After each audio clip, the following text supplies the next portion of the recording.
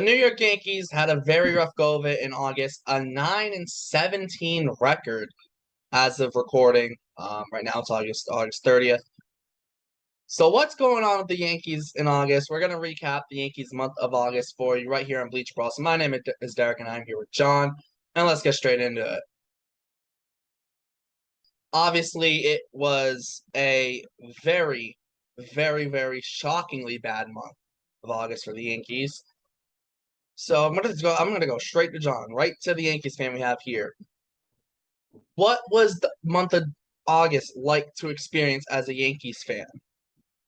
Well, Derek, glad to be here talking to you. Not my favorite subject to be talking about with the Yankees struggles, but hey, I'll come right out and say it.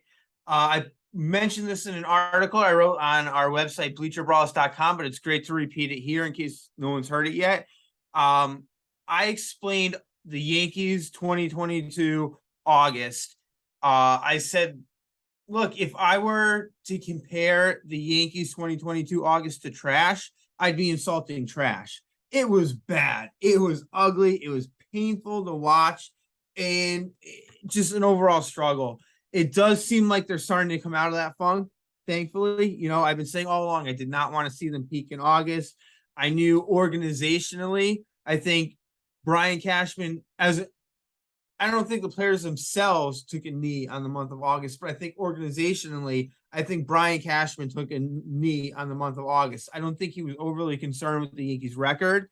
Fortunately, none of the teams behind us picked up any ground. No one really in the AL East played well in August. And I think that's allowed Brian Cashman to kind of set this roster up for the playoffs. You know, Giancarlo Stanton, Michael K mentioned it on multiple broadcasts. If the Yankees had been in an pennant race, he would have been able to play through his injury. Since they had such a big lead, why not rest him and have a healthier Giancarlo Stanton going into the playoffs? Same with Luis Severino. He could have pitched this past month, but the Yankees shut him down because they want him fresh and ready for September. Harrison Bader was told when he was traded to the Yankees, look, don't rush back, get healthy. It's not about today. It's about October. So that's what I had to tell myself to get through August, because it was painful, and I just had to remind myself this is not this is not the season. The season isn't going to end in August. But these next few weeks are the important weeks now. We can't have to play better than they did in August, have to get back to that that May and June, and even into July, just the way they played, just scoring runs. And dude, it was bad. I can't make any excuses. I'm trying to put a positive spin on it. What do you think as a Red Sox fan? I was happy that hey, the Yankees aren't gonna go and win 120 games this year. Also too, let's be honest, like that was ridiculous in the first place. Like, I don't care if you're on pace to do it. Like, that's stupidly hard to do, and I think that now that expectation's gone, it's probably somewhat good for the Yankees, actually, when you think about it. That, hey, we don't have to go and try and win 120 games. At this point for the Yankees, you're still in the division lead. You still got a month to go, though, so you can't just take your foot off the gas pedal. However, they are in a good spot to go forward from here and kind of go straight ahead and try and maybe just get hot towards the end of September, October, and into the playoffs. And then just don't lose the division lead. Yeah, I mean, I actually looked up some stats while I was doing my research, and I hadn't looked at the monthly breakout for the Yankees. And in April, March, April, I think the season started in April, not March. 21 games, scored 100 runs on 174 hits with 29 home runs. May, it was 28 games, 129 runs, 214 hits, 40 home runs. June is when obviously they just busted open. 155 runs in 28 games, 216 hits, 58 home runs. In July, they got a little cold at the end of July, but it started off hot. 167 hits in 26 games.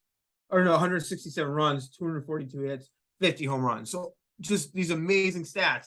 And then you look at August, 26 games, 92 runs, so you didn't even break 100 runs for the month. 193 hits, first time in 3 months that they fell below 200 hits, and 25 home runs. In July, they had 50, which was double the 25.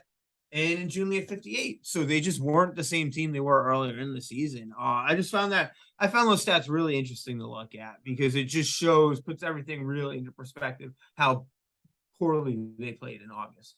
Yeah, they were not good. Also, too, when you start looking at their record, 15-6 in April, 19-9 in May, then the 22-6 in June comes, and then you start to see signs of it. 13-13 in August, but yeah, in July, sorry, but this August was really bad, really bad. 9-17.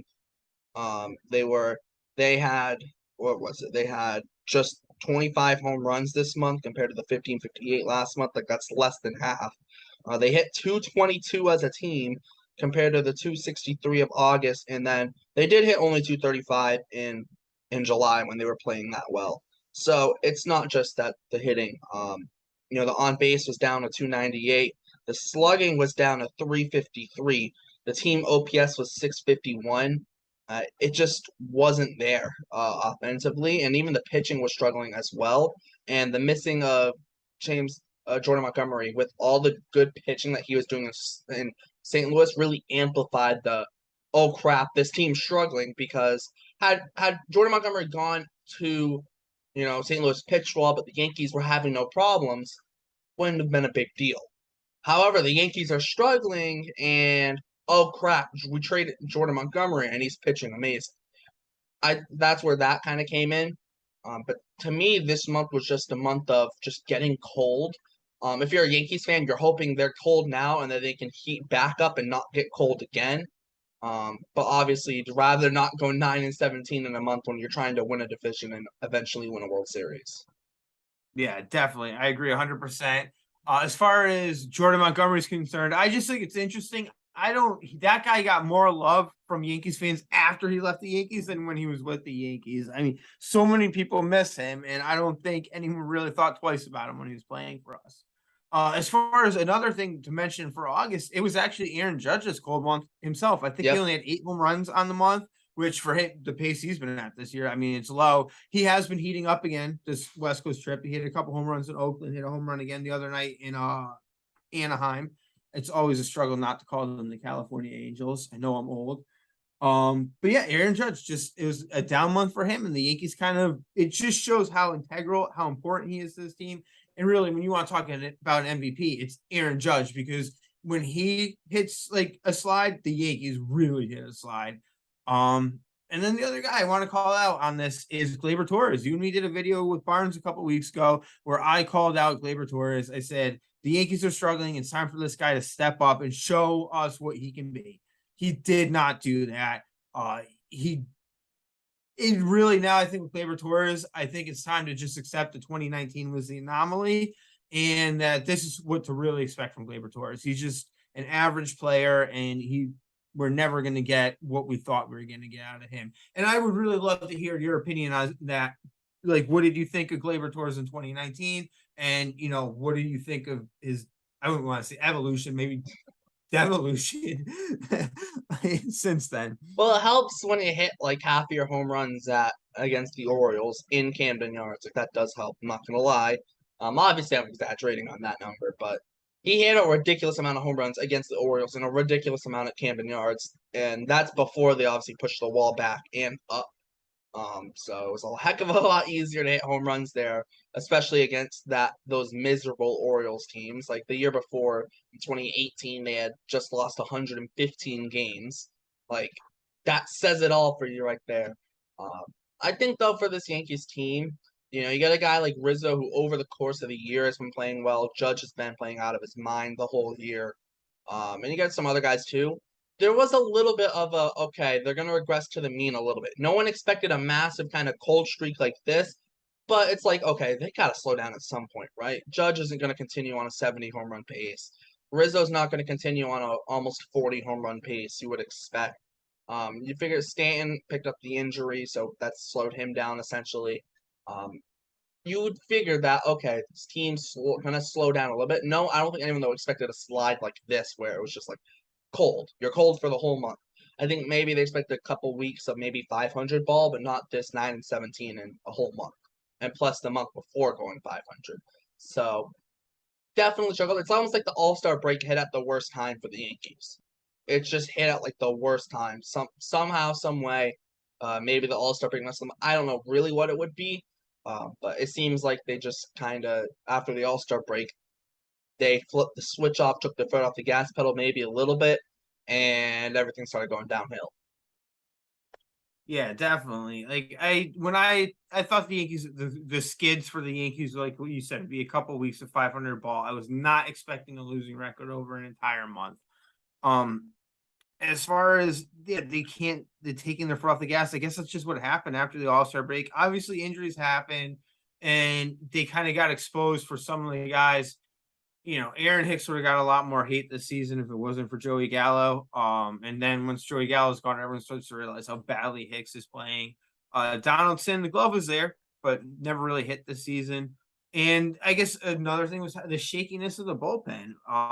Clay Holmes, the injury, him getting injured really hurt the Yankees. Chapman's just nonstop inconsistency. Michael King going down with an injury earlier in the season. Yep. We forget that happened. I mean, he was the seventh inning guy. So there's a lot that's gone wrong. I do think they can get better, and I do think they can make the play. They can make noise in the playoffs. Houston is probably the best team in the AL right now, at least the Yankees' biggest comparison. I think the Yankees have shown they can beat the Orioles. They've shown they can beat Toronto. They've shown they can beat Seattle, and they've shown they can beat Tampa. All the playoff teams they've shown they can beat. Houston's going to be the struggle. Verlander goes down with a calf injury. I know it's a 15-day IL stint, but calf injuries can be tricky. They can take a while to heal. Maybe he can pitch through it, maybe he can't. So you can't. I think Houston has their question marks too. So if the Yankees can get hot again, like we were saying, if they can have a strong September, Aaron Judge starts tearing the cover off the ball again. One or two other hitters gets hot to help him out and provide some protection lineup. They can go to the World Series.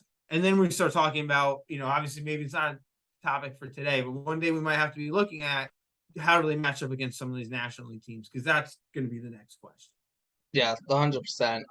Obviously, though, I think that this kind of cold stretch for the Yankees, it's bad. It's like, yeah, obviously, it's really bad. But, you look at the bright side, you go, thank the Lord it's happening in August and not like at the very beginning of the season or not like heading into the playoffs. At least you're like, okay, it's not the best time to happen. Well, the best time would be never, technically. But for it to not happen at like a really bad time of the season for the Yankees can look and go, hold on, we still have a month of the year left. Let's regroup. Let's figure out what we want, what we need in terms of our play. What do we want to get out from them? What do we need from them? And figure out what's the best way to go forward. The Chapman being injured again now due to a leg infection from a new tattoo. That's that's a rough one. Yeah, that one's really bad. I do want to get your thoughts on that injury though. I mean, it's what it's what I've grown to expect from Chapman. Like, he came to the Yankees under not the best circumstances. There's always something with him. Like, there's always an issue. He's Chapman.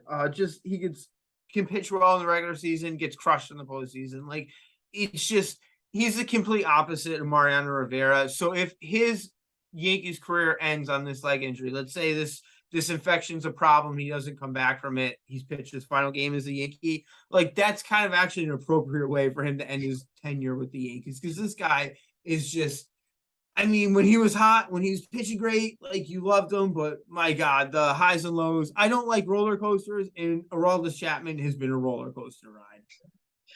It's almost like the infection is pretty much how the Yankee season is at this point. That's symbolic of where the Yankees are right now. You get a new leg tattoo, you get a new tattoo on your leg, it gets infected, and you're on the injured list. That's symbolic of where the Yankees are right now, in my opinion, where they just haven't been playing good, and it feels like one thing after another, like nothing's going right. And now, obviously, the Chapman just leg infection after getting a tattoo. It's like you look at that and go, "What? Really? Wait, you're joking, right?" Like, you can't believe it the first time you look at it. You're like, "Well, wait, what? You had a leg infection from a tattoo?" Which he did.